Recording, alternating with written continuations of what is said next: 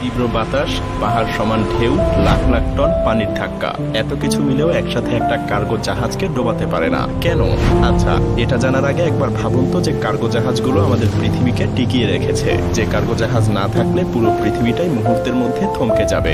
যে কার্গো জাহাজ একদিন বন্ধ থাকলেই পৃথিবীর প্রতিটা পণ্যের দাম আপনার নাগালের বাইরে চলে যাবে। সেই কার্গো জাহাজের মধ্যকার জীবনটা কেমন হয়? এটাকে কি শুধু আপনার কোনো কন্টেইনারের পাহাড়ই মনে হয়, নাকি এর বিশালতার মধ্যে কারো জীবনও পৃথিবীর অন্য কোনো প্রান্তের থেকে সম্পূর্ণ আলাদা? সমুদ্রের বিশালতার সাথে লড়াই করে মৃত্যুর হাতছানিকে প্রতিনিয়ত পাশ কাটিয়ে যারা আপনার জীবনকে এতটা সহজ করে তুলেছে, তাদের জীবনটা আসলে কেমন কাটে? কেমন সেই জীবন? চলুন পৃথিবীর সব থেকে বিশাল কার্গো জাহাজটা থেকেই এসব কিছু প্রত্যক্ষ করে আসি। আজকে আমরা এমন একটা কন্টেইনার জাহাজের মধ্যে প্রবেশ করব যার নাম মেয়ার্স্ক লাইন কার্গো জাহাজ। পুরো পৃথিবীতে এই ধরনের কন্টেইনার জাহাজ মাত্র 31টাই বানানো হয়েছিল।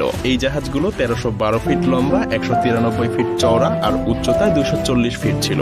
সত্যি বলতে দৈর্ঘ্য প্রস্থের পরিমাপ শুনে এর বিশালতা আন্দাজ করা কঠিন। তাই সহজভাবে বললে এই জাহাজের ডেকে দাঁড়ালে আপনি সমুদ্র পৃষ্ঠ থেকে প্রায় 200 ফুট উপরে থাকবেন।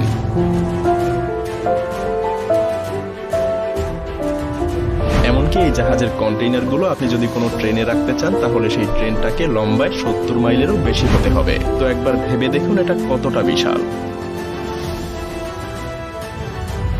শুধু কি তাই, এই জাহাজের সর্বোচ্চ ওজন ধারণ ক্ষমতা প্রায় 2,50,000 টন। এর মধ্যে শুধুমাত্র জাহাজের নিজের ওজনই 63,000 টন। বাকি সবটাই তার বহন করা কন্টেইনার। মজার ব্যাপার হলো এসব কন্টেইনার জাহাজে কোনো ডেক থাকে না।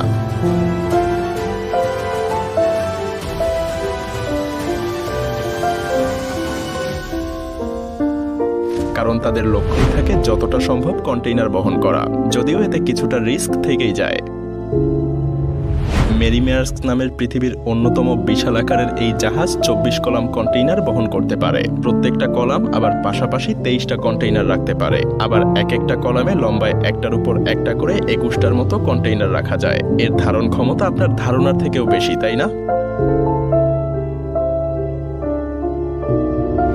এবার চলুন জাহাজটার নিচে অনুপ্রবেশ করা যাক। সমুদ্র পৃষ্ঠের 100 ফুট নিচে জাহাজটার ভেতরের দৃশ্য এটা। দেখেই বুঝতে পারছেন জাহাজের কর্মীদের নিচে যাওয়ার প্রয়োজন হলে অনেক ঢালু সিঁড়ি পার করে যেতে হয়। এই জাহাজগুলোর আকৃতি এতটাই বিশাল হয় যে এর ভেতরে থাকলে আপনার মনে হবে আপনি অন্য কোনো পৃথিবীতে চলে এসেছেন। অনেক ক্রু মেম্বার তো এর বিশালতার কারণেই মাঝে মধ্যে বেশ ভয় পেয়ে যায়, আর এই ভয়ে তারা কখনো জাহাজের নির্জন কোনো অংশে একা থাকতে চায় না। এই জাহাজে একটা টরসন বক্স আছে, যেটা আসলে এক ধরনের মেটাল রিম, যেটা পুরো জাহাজটাকে আচ্ছাদিত করে রাখে। এর সাহায্যে জাহাজটার গঠন এবং ব্যালেন্স ঠিকঠাকভাবে ধরে রাখে, যাতে কোনোভাবেই তা ভেঙে না যায়। এই রিংগুলোর আকার এতটাই বিশাল যে এর ভেতর দিয়ে পুরো একটা করিডোর বানানো হয়েছে। তাই জাহাজের কর্মীরা এসব করিডোর দিয়েই জাহাজের এক জায়গা থেকে অন্য জায়গায় যেতে পারে। সবচেয়ে মজার ব্যাপার হলো এসব কন্টেইনার জাহাজের আকৃতি বিশাল হলেও এগুলো পরিচালনা করতে খুব বেশি ক্রু মেম্বারের প্রয়োজন হয় না। বেশিরভাগ ক্ষেত্রে 25 জন ক্রু মেম্বারের একটা গ্রুপই এই জাহাজ ঠিকঠাকভাবে পরিচালনা করতে পারে।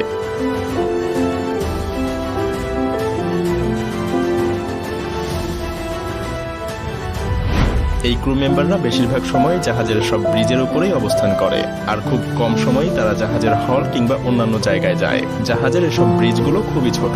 ব্রিজগুলোর এই জায়গাগুলো ছাড়া জাহাজের বাকি অংশ পুরোটাই কন্টেইনারের জন্য রাখা হয়। কার্গো শিপের প্রত্যেকটা ক্রু সদস্যই 4 ঘন্টা শিফটে কাজ করে, আর এই শিফটগুলো দিনের যে কোনো সময় হতে পারে, কারণ জাহাজে সার্বক্ষণিকভাবে কাউকে না কাউকে সজাগ থাকতেই হয়। জাহাজের বিভিন্ন মেশিনারিজ রক্ষণাবেক্ষণ, সমুদ্রের মধ্যে দিয়ে নিরাপদে জাহাজ চালনা, রান্নাবান্না এবং ব্রিজকে পরিষ্কার পরিচ্ছন্ন রাখা ক্রুদের সবচেয়ে গুরুত্বপূর্ণ কাজ। তবে কন্টেইনার জাহাজে কিন্তু বেশ পরিশ্রমের কাজও করতে হয়। জাহাজে ক্রুদেরকে প্রতিদিন খুবই টাইট একটা শিডিউল মেইনটেইন করতে হয়। তাছাড়া একবার যাত্রা শুরু করলে সমুদ্রে প্রায় 3 থেকে 6 মাস পর্যন্ত একটানা কাটাতে হয়। এই সময়ের মধ্যে তাদের পক্ষে কোনোভাবেই সম্ভব হয় না নিজেদের পরিবারের কাছে ফিরে যাওয়ার। আবার কখনো কখনো তারা যোগাযোগও রাখতে পারে না। এমনকি জাহাজ কোনো শহরে থামলে সেখানে ঘুরে বেড়ানোরও তাদের সময় হয় না, কারণ কন্টেইনার জাহাজগুলো লোড এবং আনলোড করতে হয় মাত্র 24 থেকে 48 ঘন্টার মধ্যেই। এত কম সময়ের মধ্যে শহরে ঘুরে ফিরে উপভোগ করার মতো সময় জাহাজের ক্রুদের হয় না। তবে হ্যাঁ, বেশিরভাগ কার্গো শিপ ওয়ার্কাররা লক্ষাধিক টাকা বেতন পেয়ে থাকে, আর তারা বছরে 6 মাস পর্যন্ত পরিবারের সাথে ছুটি কাটানোর জন্য সময় পায়।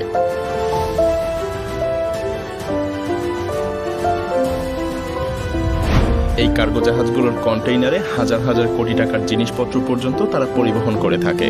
যদি কোনো কারণে এসব কার্গো জাহাজ কোনো দুর্ঘটনায় পড়ে যায়, তাহলে কার্গো জাহাজে থাকা সেই সমস্ত কোটি কোটি টাকার গুপ্তধন সমুদ্র গর্ভেই বিলীন হয়ে যায়। এগুলো ছাড়াও সমুদ্রপথে জলদস্যুদের ভয় তো থেকেই যায়, তাই তাদেরকে সবসময় জলদস্যুদের হাত থেকেও নিজেদেরকে রক্ষা করার জন্য প্রস্তুত থাকতে হয়। জলদস্যুরা ছোট ছোট স্পিডবোট ব্যবহার করে এসব কার্গো জাহাজে হামলা করে থাকে। কখনো কখনো তারা হামলা করে জাহাজের সব ক্রু মেম্বার এবং ক্যাপ্টেন সহ জিম্মি করে ফেলে।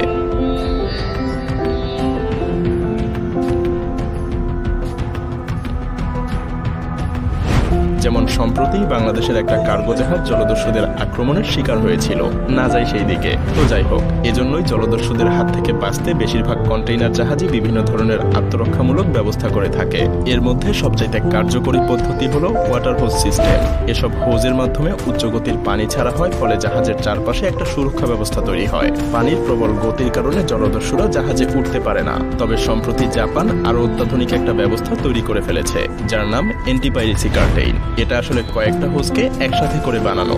এগুলো একটানা জাহাজের পাশ দিয়ে ঘুরতে থাকে এবং এর মধ্যে থেকে উচ্চ গতিতে পানি বের হয়। জলদস্যুদের পক্ষে কোনোভাবেই সম্ভব হয় না এসব পানির গতি রোধ করে জাহাজে বেয়ে ওঠার। যদিও অনেক জলদস্যুরা একসাথে আক্রমণ করলে তা ঠেকানো বেশ কঠিন, কারণ এসব কার্গো জাহাজে ক্রুর সংখ্যা খুবই কম থাকে। তবে কিছু কিছু বড় জাহাজে ক্রুর সংখ্যা কিছুটা বেশি থাকতে পারে।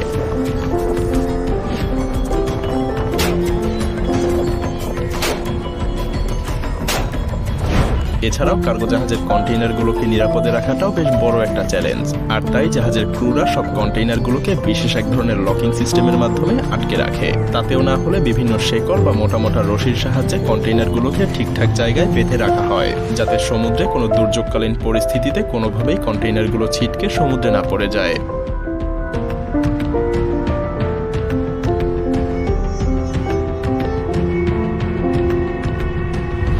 আর এত কিছুর মধ্যে দিয়ে যখন একটা কার্গো জাহাজ কোনো বন্দরে গিয়ে পৌঁছায়, তখন শুধুমাত্র 24 থেকে 48 ঘন্টার মধ্যেই সেই কার্গো জাহাজটাকে একদম খালি করে ফেলা হয়। আর এরপর কোনো রকম বিরতি ছাড়াই আবার সেই কার্গো জাহাজটাকে ভরাট করা শুরু হয়। এর যাত্রা যেন কখনোই থেমে থাকে না।